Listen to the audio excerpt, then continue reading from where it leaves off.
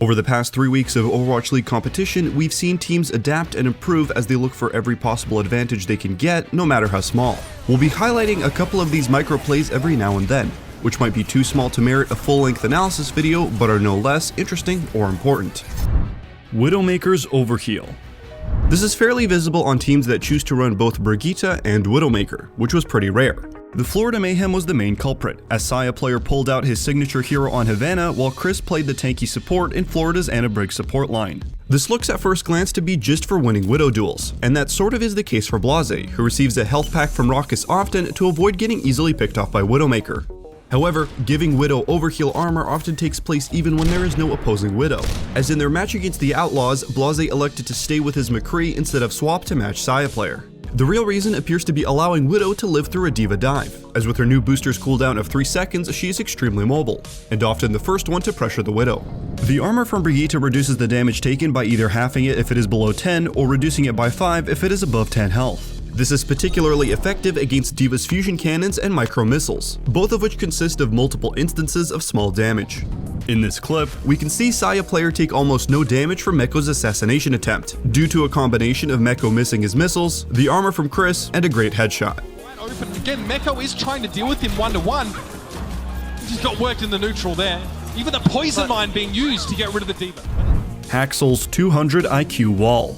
The match between the Vancouver Titans and the Los Angeles Gladiators was billed as the marquee matchup of the Dallas Homestead, and it certainly did not disappoint, as the game went the distance to a 5th deciding map on Lijiang Tower. On the first round of Lijiang Night Market, the Gladiators have control of the point, and the Titans are under pressure as the purple half of Los Angeles ticks up to beyond 90%. Needing to go fast, Fissure jumps off of the ledge, but Jaru gets a stellar wall that perfectly separates Fissure from the rest of his team.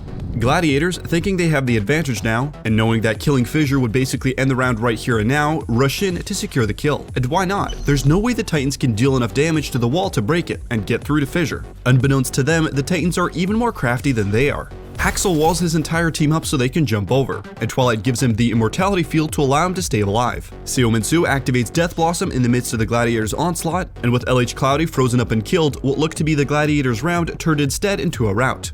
And eventually, a loss. All that thanks to one pivotal wall by Haksal. This team is back with a vengeance, showing new things, showing old faces, and they managed to secure that final map in a fairly dominant fashion. The Power of Torbjorn. The match between the Atlanta Reign and Toronto Defiant was likely the longest time someone has ever played Torbjorn in a match, as Baby Bay opted for the Swedish engineer in Nepal's Sanctum and the defense round of Anubis. On Nepal, the Torb pick was likely a scouting decision on Sanctum as Toronto stayed on Genji Reaper dive the whole round. Torb is pretty strong against this, as his armor and additional health, 250 health as opposed to 200 for most squishies, allows him to easily survive a dive.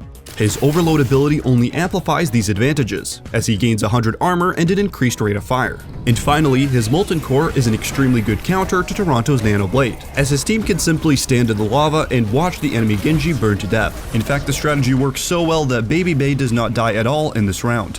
Torbjorn also functions as an interesting McCree Reaper hybrid. At long distances, his left click and turret can deal some serious poke damage, while at close range, his right click acts like a shotgun.